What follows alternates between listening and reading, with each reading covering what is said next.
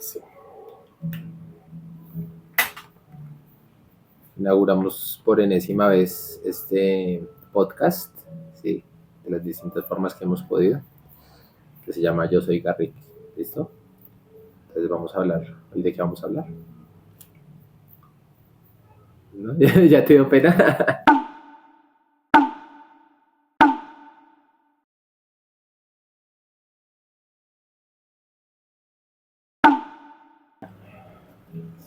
Bienvenida, Yo Soy Garrick. Hoy vamos a comentar una película, ¿cierto? Que vimos anoche que se llama Cómo hacerse millonario antes de que muera la abuela, ¿no? Una película tailandesa, ¿sí? Grabada en Bangkok. Prácticamente es la ópera prima como director del, valga la redundancia, del que la dirigió. Y pues yo creo que no hay otra forma de tacharla que de conmovedora, ¿no? Es una película, pues que uno al principio diría, digamos, yo desde el punto de vista técnico diría que hay una parte de las actuaciones que a veces no combina con con el doblaje, ¿no? Con la traducción, no queda como uno la comienza a ver y dice que son como actuaciones planas, ¿no? De cierta forma no hay nada ahí como revelador, ¿cierto? En la actuación, pero esa medida que va avanzando la película y que se va adquiriendo el sentido de, digamos, de por qué fue hecha la película, ¿cierto?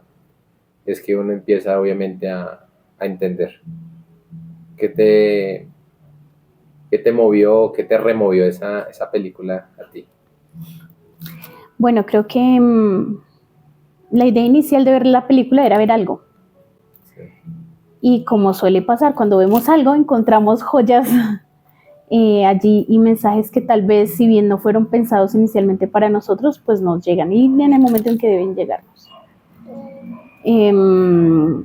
Es una obra que, como tú dices al inicio, es como que uno piensa que es tal vez una trama como más jocosa, más de reírse, coreanas, como esas historias así, cliché, dramáticas, exageradas. Bueno, digamos que eso era lo que esperaba inicialmente, sin embargo, va mucho más. De hecho, el comienzo es arquetípico, ¿no? Sí. Sí, como la abuelita preocupada, comienzan velando una tumba de un millonario, ¿no? En este caso allá, no sé cuál será no recuerdo cuál será la moneda, pero así es que comienza, ¿no? Sí, inician como vamos a ir a pedir de allí. Cuando inicia la película uno siente que están visitando la tumba de un familiar y luego es que dicen como muévanse, es que llegó la familia verdadera, ¿no? La familia verdadera, bueno, ellos no están en la tumba real a la que van a visitar, ellos van a visitar a otra tumba. Pero la abuela siempre para ahí y ella para desear tener una tumba así de lujosa. Y entonces ahí se inicia toda la trama, ¿no? Aparte pues tiene esas típicas cosas como exageradas que suelen poner ellos, ¿no? Entonces la abuela ahí parada, el chino no le quiere ayudar y de un momento a otro, ¡pum!, se cae la abuela. Sí, el arquetipo del adolescente casi como importaculista, ¿no? O sea, que no le interesa nada.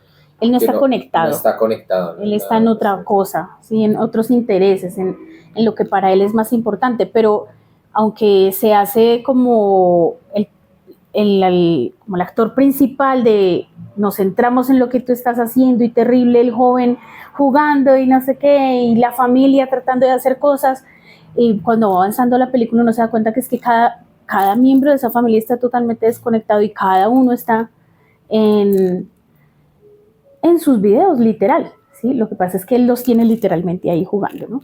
Y pues la desconexión total es la que ocasiona que la abuela tenga esa necesidad de ser tan individual, tan autónoma. Tú no lo quieres hacer, pues me lo hago yo, ¿qué problema hay? Y aunque le dicen, oye, ten cuidado, te caes, pues se cae. Porque realmente no siente un sustento allí, ¿no? No hay quien la acompañe, no hay alguien que lo haga. Las tareas que los demás hacen no están tampoco a la altura de lo que la abuela pide, porque tú no lo sabes hacer, córrete de ahí, que eres inútil. Ajá.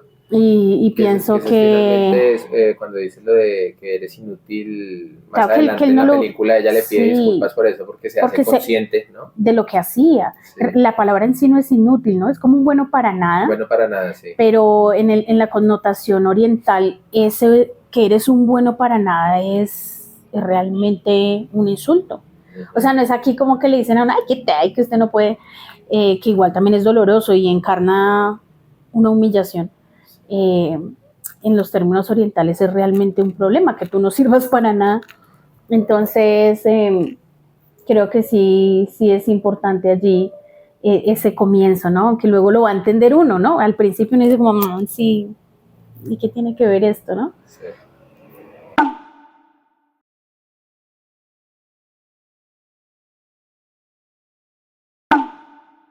Bienvenida de nuevo a Yo Soy Garrick.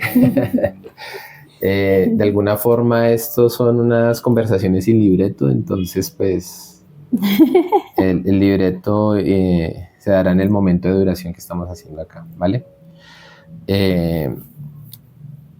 Quería que hoy nos sentáramos a hablar de la película Cómo hacerse millonario antes de que muera la abuela. ¿Sí? Es una película del 2024.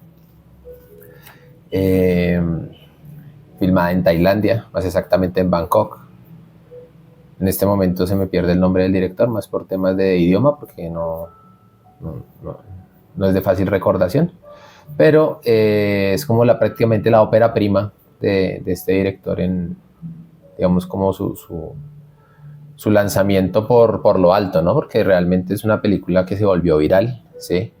Que se viralizó y pues que suscitó muchas emociones y muchas reflexiones en torno, digamos, a lo que es la vida familiar, ¿no? De alguna forma, cuando yo estaba estudiando literatura, apareció el tema de lo mítico, ¿sí? Y lo mítico está encarnado precisamente en la sensación que da el que un tema sea universal, ¿sí me entiendes? No importa si es en Tailandia, no importa si es en Alemania, no importa si es en Italia, no importa si es en Colombia, ¿sí? Sino que de alguna forma el idioma, ¿sí? Las fronteras de los países nos separan, ¿cierto? Pero las emociones y los sentimientos, por decirlo de alguna manera, nos unen, ¿no? Como familia humana. Porque en ese sentido, ¿cómo puede una película de Tailandia que está al otro lado del mundo, ¿cierto? Reflejarnos cuestiones en donde simplemente cambian como la utilería, ¿no? El escenario, la casa, las calles, ¿no? Que de hecho yo te decía, mira, de hecho uno mira con extrañamiento esa forma de vivir, ¿no? Te decía, mira que las puertas no son seguras, ¿sí? Mira que dejan los zapatos afuera, mira que tienen toda disposición, entonces era más o menos algo de lo que hablaba Konji, ¿no? ¿Cómo es que se llama? El colombo japonés.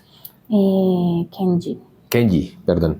Sí, que era el tema precisamente cultural, ¿cierto? Que produce extrañamiento y que produce cierta sensación de no pertenecer, ¿no? A un lugar. Entonces sí me causó mucha emoción, digámoslo así, sentir que todos tenemos unos conflictos compartidos, ¿no? Como seres humanos y que no importa no importa el idioma, las fronteras, ¿cierto? Y que eso se pueda reflejar ahí. ¿Tú qué piensas de eso? Bueno, creo que como mencionas, la película hace como una radiografía de los conflictos familiares. Y en ese sentido, pues esos conflictos son universales, ¿sí? Es una familia compuesta por su cabeza, que en este caso es la abuela, ¿sí? Y bueno, su abuela, la mamá con sus 3 hijos y un nieto, que es el que viene a ser allí como el protagonista principal de esta historia. Y lo que la hace como tan conmovedora es que tú te sientes en la película literal, ¿sí? Porque son temas que tal vez todos hemos vivido, que no charlamos mucho, pero que los hemos vivido, ¿sí? Que los sentimos, que si bien en algún momento todos somos ese nieto buscando un futuro, Tema de identificación. buscando en dónde encajar y qué tener, porque lo que te obliga a la sociedad es a ser exitoso y tener, pero también somos esa hija que ama, que cuida y que es poco visible y reconocida, o somos el hijo pillo que, pues, ay, no me importa a mí, lo que me interesa es vivir y pues tengo deudas, gastos y lo que hago es aprovecharme de los demás, o ese hijo que es el cuidado, el perfecto, el de la familia, wow, que tiene todo, que encontró que todo lo podía resolver desde el dinero. Entonces no estoy presente en tu vida, pero pues yo te mando dinero, yo estoy aquí a través del dinero.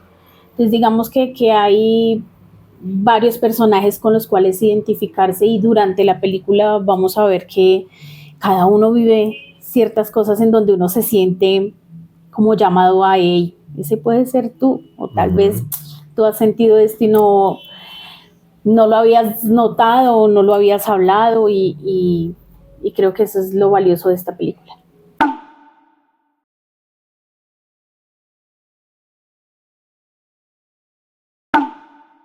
Digamos que ayer que la vimos, me parecía tener más claro como esos tópicos, ¿no? Como esos temas principales de la película, pero en este momento de alguna forma se difuminaron, pero me quedó sonando mucho eso digamos, de la identificación, sí, se puede hablar así, de la identificación con cada uno de los personajes, donde se representa como un nivel de conciencia, ¿no? O de cierta forma el muchacho, el nieto, ¿no? Que es digamos, junto a la abuelita, como que hacen ese coprotagónico, ¿no? Porque ellos son como los dos personajes, la Abu, los dos personajes principales. Es como, pues me hace muy parecido al tema de la ascensión del héroe, ¿no? O sea, es este muchacho sí. Fantoche, decía yo, importa, ¿sí? Sí, sí. Que no le importa nada, que vive como en una especie de automático, ¿no? Que vive un sueño compartido con muchos adolescentes de hoy en día, que es el tema de convertirme en youtuber, convertirme en streamer, ¿no? Casi que el tema del acceso al famoso dinero sin esfuerzo, ¿no? Dinero fácil. Pero es frustración pura y dura, ¿no? De hecho, es muy irónico cuando él está jugando y dice que tiene ¿cómo es que es? Sí, cuatro personas viéndolo jugar, sí. Y es obvio que estamos hablando de algo de volumen, y pues eso no le va a producir ningún rédito, ¿no? Pero ese es como yo lo veo, ¿no? A nivel narrativo, ¿no? La ascensión del héroe. Porque finalmente hacia la mitad y el final de la película, eso se siente muy, muy bonito, como dices tú a veces, como él cambia, ¿no? O sea, cómo se ve, cómo se atestigua el cambio de la persona, ¿no? Y ese cambio que incluso se da en silencio, ¿no? ¿Tú qué piensas? Sí, tal vez este personaje viene siendo pues el último de un linaje que ha sufrido, que ha cargado, que no la ha tenido fácil, que no ha sido reconocido, y pues él viene con cara de, pues yo no quiero sufrir, o sea, no quiero ser importante, pero más que lo importante, quiero tener el dinero, porque entiendo que el dinero me permite y me facilita cosas, pero no quiero esforzarme por él, o sea, no me voy a matar como mi abuela, que la edad que tiene y todavía sale a vender su comida, se madruga a tal hora, y él, por Dios, yo no voy a madrugar, yo voy a seguir jugando aquí porque así voy a ser famoso, ¿no?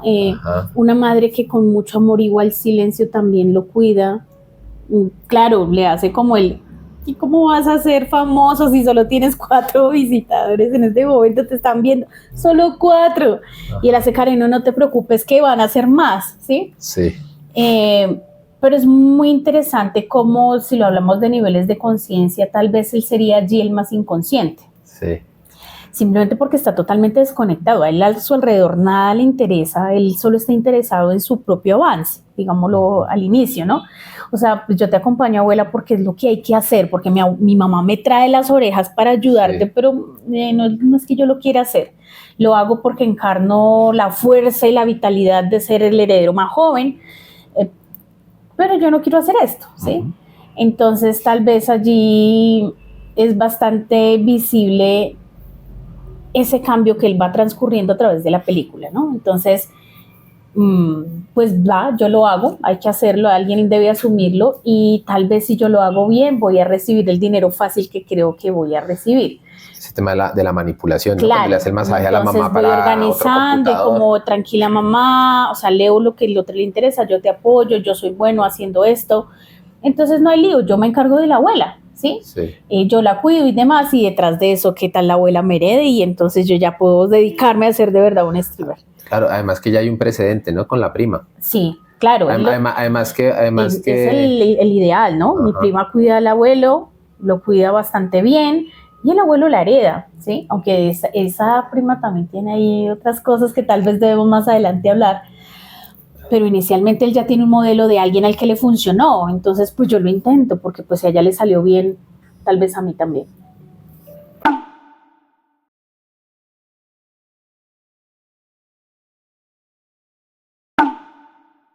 Sí, digamos que quería sentarme a hablar contigo de esta película porque, como decía en el anterior segmento, hay cosas que a uno se le escapan, ¿no? O sea, de alguna forma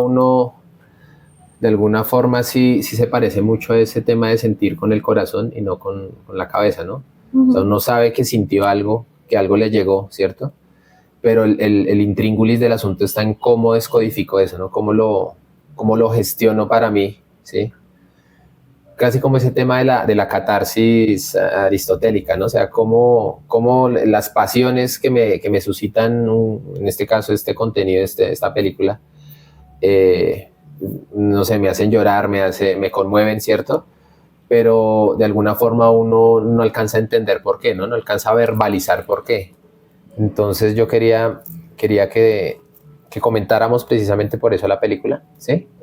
Y que sacáramos como unos, ¿cómo se diría? Como unas ideas, ¿sí? Principales de qué es lo que hay que entender en esta película para entenderse, ¿cierto? A uno mismo y para entender por qué conmueve tanto, como otras tantas películas, obviamente, ¿no? Pero estamos hablando de que de alguna forma el arte, la literatura y el cine suplen una necesidad, ¿cierto? Una necesidad profunda digamos, de explicación del mundo a la que uno a veces individualmente no accede, ¿cierto? Entonces... Sí, tal vez lo que hay que entender allí es que las obras de arte, la música, las pinturas, las películas, nos sirven es para poder poner afuera lo que nos incomoda, molesta, nos duele y que tal vez de otras maneras no podemos hacer, ¿sí? Digamos que esta película tiene algo bien importante y que ya lo habíamos hablado al inicio y es este nivel de desconexión que tienen como individuos, o sea, de sí mismos están desconectados, pero como familia y como tejido también, ¿sí? Sí. Entonces el nivel de desconexión con el tejido familiar es proporcional al nivel de desconexión que tienes contigo mismo, ¿sí?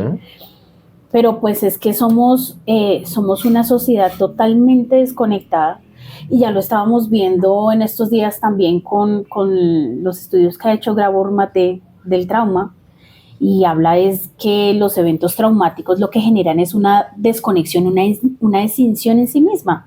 O sea, es tan imposible ser tú, es tan insostenible ser tú que pues es mejor no ser, sino hacer lo que te piden. Y entonces pues yo me voy desconectando, esto me incomoda, esto me duele, pero pues para poder quedarme aquí mejor me lo callo. No me gusta estar acá, pero tengo que encajar de alguna manera, entonces lo voy cortando y entonces eso es lo que tal vez se nos hace luego difícil reconocer. Oye, me hizo llorar la película, pero ¿por qué me hace llorar? O sea, ¿qué es eso que me está mostrando? Que y tal vez digamos que que en esencia la película fue construida con una base narrativa, con una idea original, pero cada uno entenderá desde su nivel de conciencia y experiencias propias lo que necesita entender.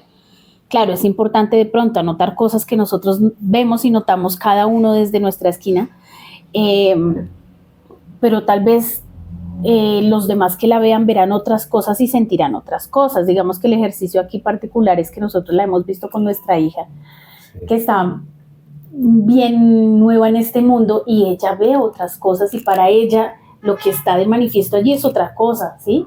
O sea, nosotros vemos todo el conflicto familiar, todo aquello que heredamos sin querer, todo aquello que recibimos sin querer, pero tú veías que, por ejemplo, y tal vez cuando lo hables más luego con Martina, el dolor fundamental de ella era el de la ausencia de sus padres, el de qué voy a hacer cuando ustedes se mueran, ¿sí? Que creo que ese es algo, es una lectura que tal vez solo harían otros, ¿sí? Nosotros, nuestra lectura la hicimos desde tal vez el nivel de conciencia que ya hemos adquirido, que nos permite ver dónde está parado cada uno y los conflictos de cada uno ahora, y sin embargo se nos escapan bastante también cosas, es un ¿no? veto, ¿no? Sí, es una forma de filtrar la realidad, o sea, no quiere decir que esa sea la realidad. Sí, es la forma en la que para interpretarla y manejarla, administrar la realidad, nosotros tenemos allí.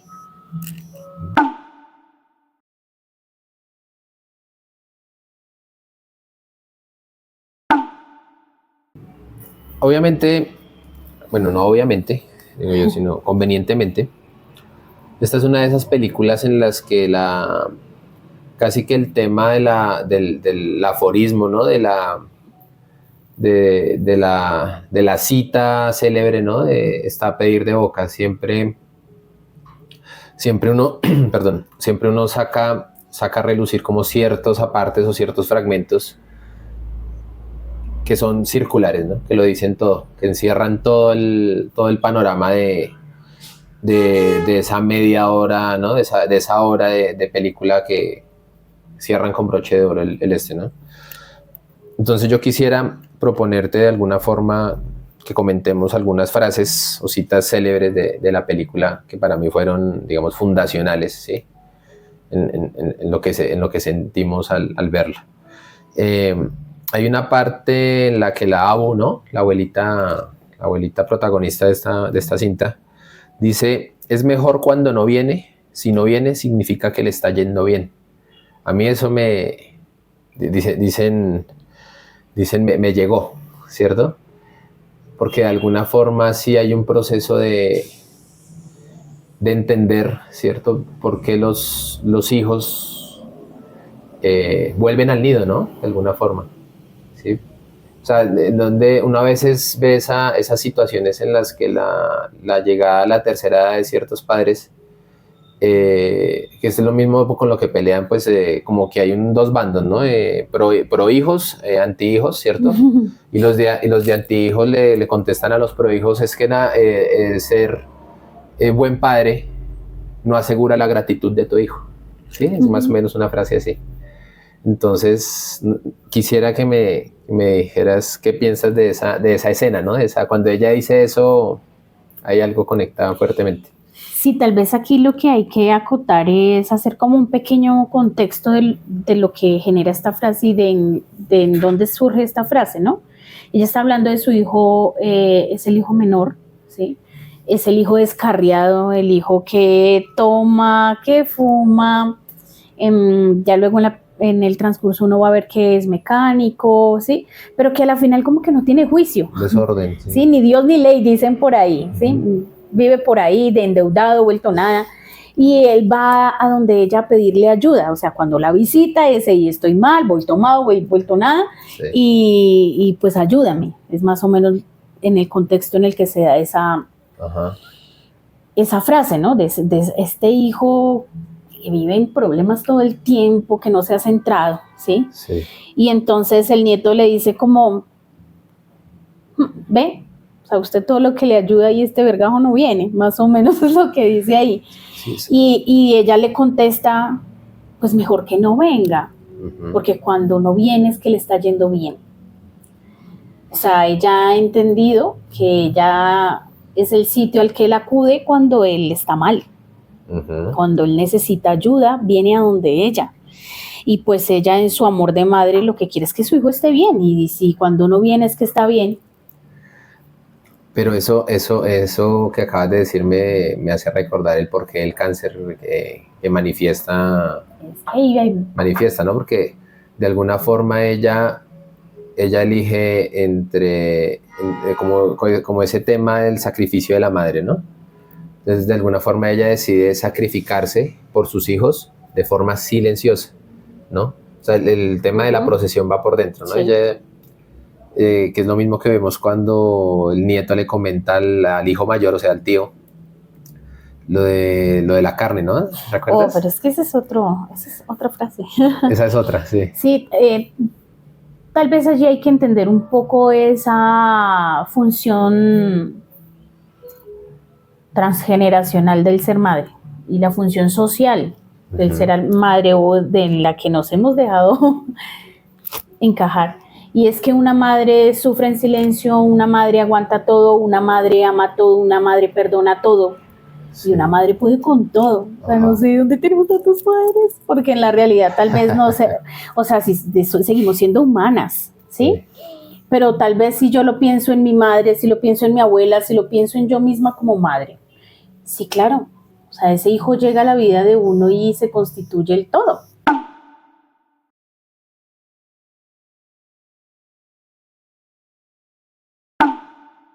Entonces, como te decía, al ser mamá uno se constituye en el mundo para ese niño. Digamos que el relato desde este lado es que ese niño se convierte en el mundo de uno. Entonces, uno vive por él, hace por él, todo lo hace por él. Entonces, esta mamá entiende que ella está allí para cuando su hijo la necesita, pero que también ve que él no avanza, entonces entiende que cuando él no viene es que él está bien. Y esa doble vía que hay o sea, como un poco inequitativo, ¿no? Sí. El hecho de que ella no pueda acudir a él como hijo, ¿no? Es un hijo ausente que solo está presente cuando él necesita de ella. Y Sí. eso debe ser muy, o sea, porque yo últimamente hago el deber, ¿cierto?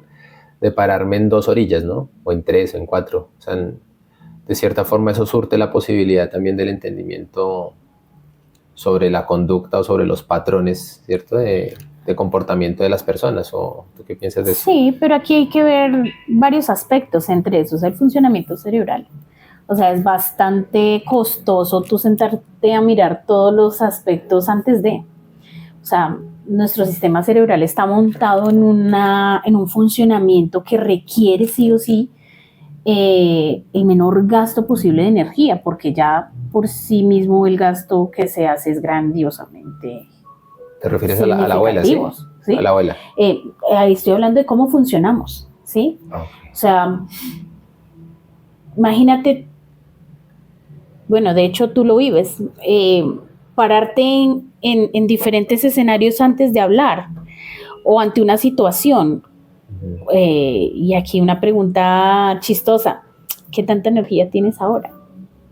Y entonces tú dices, uff, un montón, no tengo energía, vivo cansado, claro, porque es un gasto energético gigantesco estarse uno plantando en cada uno de esos escenarios y viendo. Entonces, la mayoría de gente vive en un automático, pero porque es que ese automático es necesario para el funcionamiento cerebral. Él necesita decisiones rápidas, efectivas y con poco gasto energético.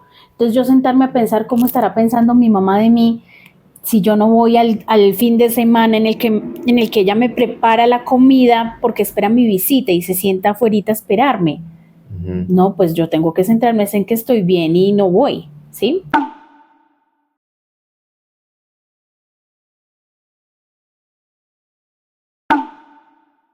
Finalmente uno de los grandes temas, ¿cierto? De la forma en la que resonaron en nosotros cuando estuvimos viendo la película, pues es digamos, lo representativo, ¿cierto? Del conflicto de desvalorización, ¿no? que está, digamos que está encarnado obviamente en la gran matriarca que es la Abu, ¿no? Y cómo esto de alguna forma va extendiendo unos brazos, o sea, unas raíces invisibles hacia los demás integrantes de la familia, porque son, digamos, como que el gran conflicto y de cómo esos derivan en otros conflictos, ¿no? Sí, tal vez aquí algo que hemos acotado y que incluso yo trabajo en las terapias con los pacientes es que es imposible dar lo que no tienes, ¿no? O sea, aquí hay un dicho y es que no le puedes pedir peras a un olmo, ¿sí? Digamos que hablándolo más del contexto científico, de la investigación, de los procesos terapéuticos y demás, pues el mismo Grabor lo pone, ¿no? O sea, pues gente traumada genera traumas en otros, ¿sí? Porque pues no tiene otra forma de relacionarse. Incluso que tú ves en el seminario Fénix, padres preocupones generan hijos preocupones, ¿sí? O sea, no hay de otra, ¿sí? Porque por más que tú tengas otra intención, que tal vez aquí mucha gente habla desde, no, es que esa no era mi intención, y con eso creen quitarse culpas, por así llamarlas, porque no son culpas sino responsabilidades, pues está basado en que tu intención es una, pero tus acciones son otras. Y en este tema que veníamos hablando de la labor esta de ser madre y padre, pues es que tu hijo aprendes de ver cómo tú haces, cómo solucionas, cómo te desenvuelves, ¿sí? Y por eso cada hijo de la ABU es diferente. Cada hijo aprendió o vio algo que la ABU hacía. ¿Sí me entiendes? Entonces, no sé, esta hija, por ejemplo, es abnegada, es una hija que se inmola pues ante las necesidades de los otros, y la abuela hace eso. Este hijo que es exitoso y se centra únicamente en él y se va, que luego vamos a entender más cosas allí, pero hace lo mismo que la hago, pues entonces yo me dedico solo y me centro solo en lo que necesito y se acabó, ¿sí? Y un hijo desubicado y demás, pues es la desconexión total y el sentirse no visto, no reconocido. Yo soy un desastre. Es como la misma enfermedad, pero con distintos síntomas en todos, ¿no? Por favor, tal vez lo que no hemos entendido como padres es que nuestros hijos responden o sea, nosotros decidimos, entre comillas, qué hacemos y cómo actuamos, pero no podemos decidir cómo nuestro hijo se para ante esa realidad y cómo se apropia de ella, ¿sí? Muchas veces uno dice, ¿no? Por ejemplo, no, yo quiero que mi hija vea que tal vez es importante ser juiciosa, responsable, trabajadora, pero tal vez ella se para ante eso no desde la responsabilidad, sino desde mi mamá sufre mucho. Debe ser entonces que tengo que sufrir, pero esa no es mi intención. Sí, claro. ¿Sí me hago entender? O debe ser que mi mamita, qué pecado, está sufriendo mucho, es una carga muy pesada, ven mamá, yo te ayudo. Por Dios, es que esa no es su tarea, ¿sí? Pero nunca es mi intención que ella lo haga, pero ella decide cómo pararse ante eso. Y tal vez uno debiera tener el profiláctico debería ser eso. Debería ser sentarse y decirte, oye, vas a hacer cosas con las mejores intenciones y los resultados van a ser los peores. Y prepárate para eso. Y prepárate para las cosas inesperadas, para lo que tú no esperabas que pasara y pasó, ¿sí? Para que pasó mágicamente. O sea, una hija que tiene un don para sanarte. Mamá, estás enferma de tu panza, ven y te traigo comidita para que te sanes. ¿Dónde lo aprendió? O, pues de cómo ella se para ante lo que nosotros dos hacemos, por ejemplo. De la mejor escuela que es el ejemplo. El ejemplo. Y entonces, claro, de allí vienen esos comportamientos, ¿no? Entonces, en ese conflicto que veníamos hablando del comer sola, tal vez no le hizo daño. Bueno, si vamos a lo netamente biológico y físico, claro, pues comer comida reposada le hizo daño, la enfermó, generó bacterias, exceso de bacterias en su intestino, lo volvió permeable, el estrés sostenido, ¿sí? Hablándolo desde lo biológico, ¿sí?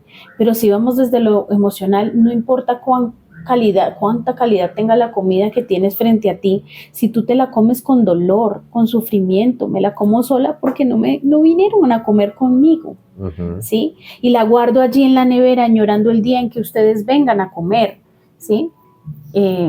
Tal vez eso es algo para charlar allí de lo que se teje, ¿no? Sí.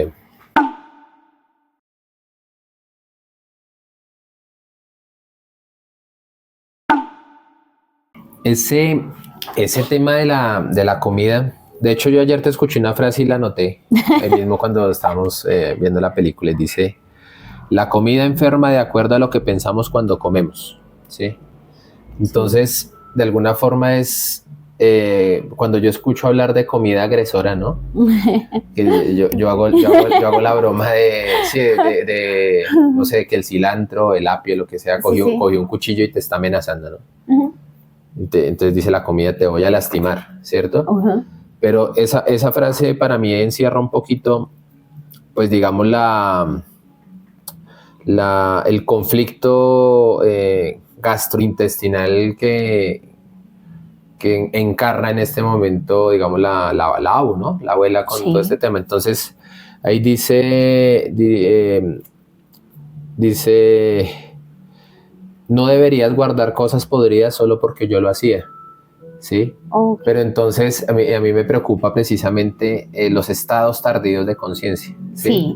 Que la ABU entró, digamos que ese es el tema beatífico de las enfermedades, ¿no? No quisiste entrar en un estado de conciencia a temprana edad, pues ya que vas de salida te voy a mostrar algo que tú no habías visto, ¿cierto? ¿O cómo funciona eso? ¿Cómo lo ves tú? Bueno, creo que es que nosotros hacemos unos análisis desde muchas aristas, ¿no? Y entonces hay muchas cosas que tener en cuenta.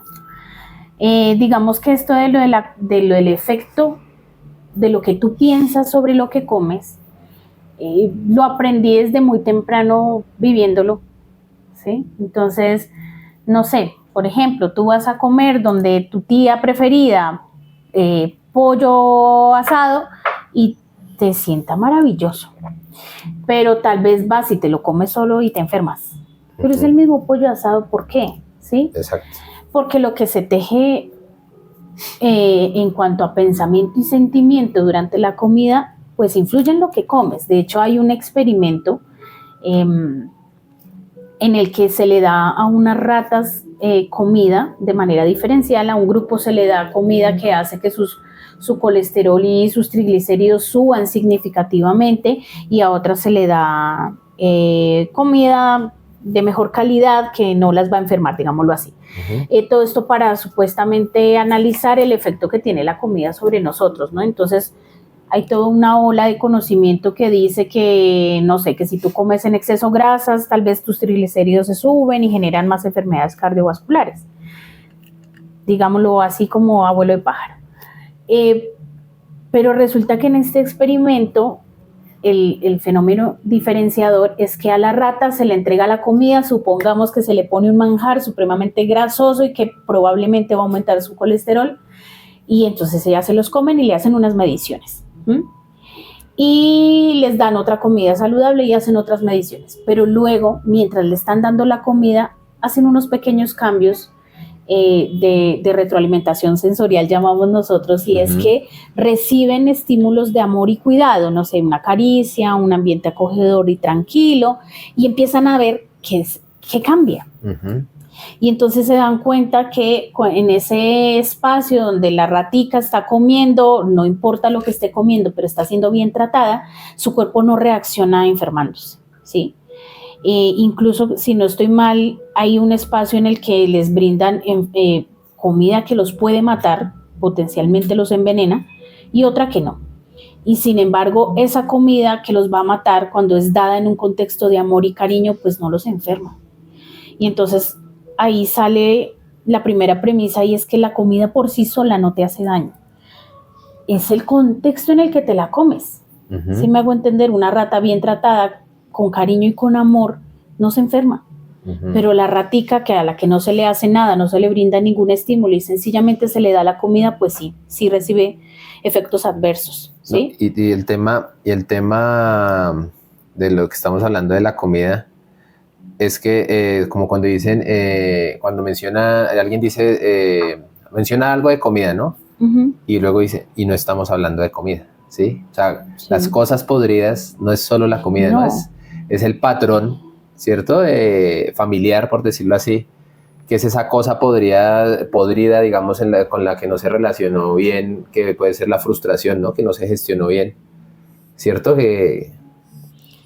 Sí, que es allí un problema en esencia, ¿no? O sea, todo lo que nos enferma optamos por no verlo, lo dejamos guardado y ya.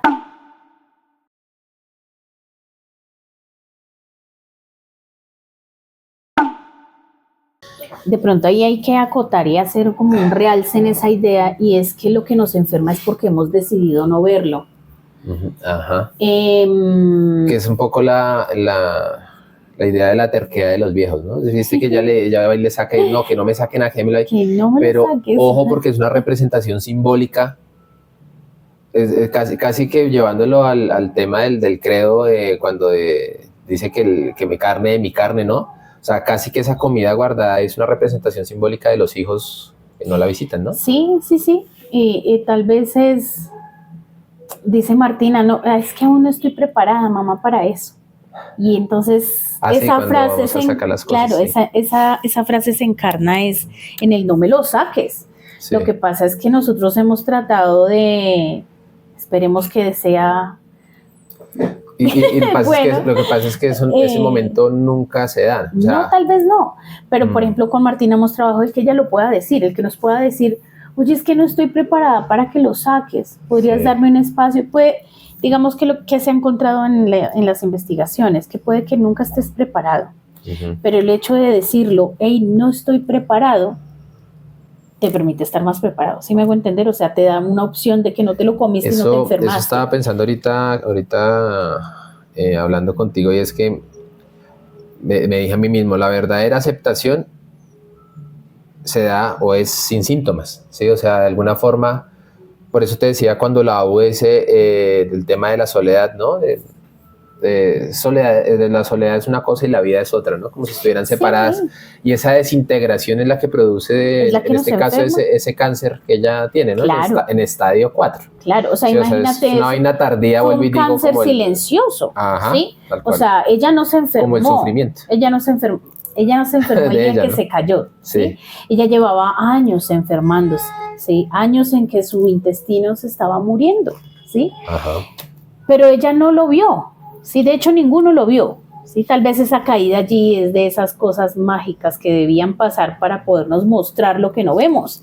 Si ella no se hubiera caído, la abuela se hubiera muerto y nadie hubiera sabido de qué. Te buena suerte, ¿sí? Mala suerte, ¿quién lo sabe? Claro, y cuando ella se cae y empiezan a hacerle los análisis, se dan cuenta que, por Dios, tienes algo más grave que la caída, ¿sí? Todos tenían algo más grave. Y entonces, en este sentido, es un llamado, y tal vez muchos no hemos entendido que las enfermedades llegan a nosotros es como altos en el camino, y para. Durante la vida nosotros tenemos diferentes enfermedades a las que decidimos simplemente atacar y ya. O callar. Sí, pues es que el ataque es un silenciador.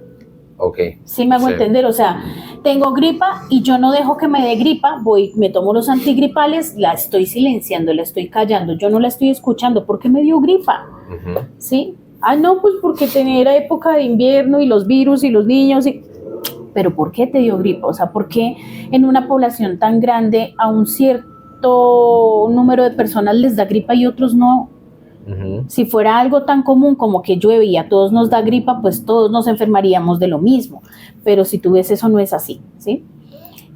Hace poco yo estaba viendo un video en el que hacía un análisis de ciertas enfermedades, la fibromialgia, el cáncer, la artritis reumatoide, las enfermedades vasculares, los ACVs, la osteoporosis, y hacía la pregunta el expositor, ¿a quién les da más esas enfermedades? Y mi respuesta desde aquí como televidente era, pues, a las mujeres. Y luego él dice, pues, a las mujeres. Y yo dije, sí, ya lo sabía. ¿Por qué? ¿Por qué las mujeres tenemos más esas enfermedades? Ahí cuando dices eso, me hace acordar de la frase que le dice la abuela, que los hijos heredan bienes y las hijas el cáncer. Uy, esa vaina me pareció a mí. Claro, y allí está constituido todo lo que traemos nosotros, nuestra historia social como mujeres. Y no es que a ti te pasa en esta familia porque qué embarrada, no, es que a nivel social el ser mujer constituye ya un problema. Y es que esa es la verdad, ¿sí? No por decir como de forma absolutista, pero esa es la verdadera reivindicación de la mujer, ¿no? Total. Porque de alguna forma cuando lo dice así, ahí hay una carga mental, ¿no? O sea, Es como los hijos heredan lo bueno, los bienes, porque ojo, porque es que los bienes, como el tema de lo podrido, ¿no? Sí. Son casas, pero no estamos hablando de casas. No. No, y se acabó el tiempo.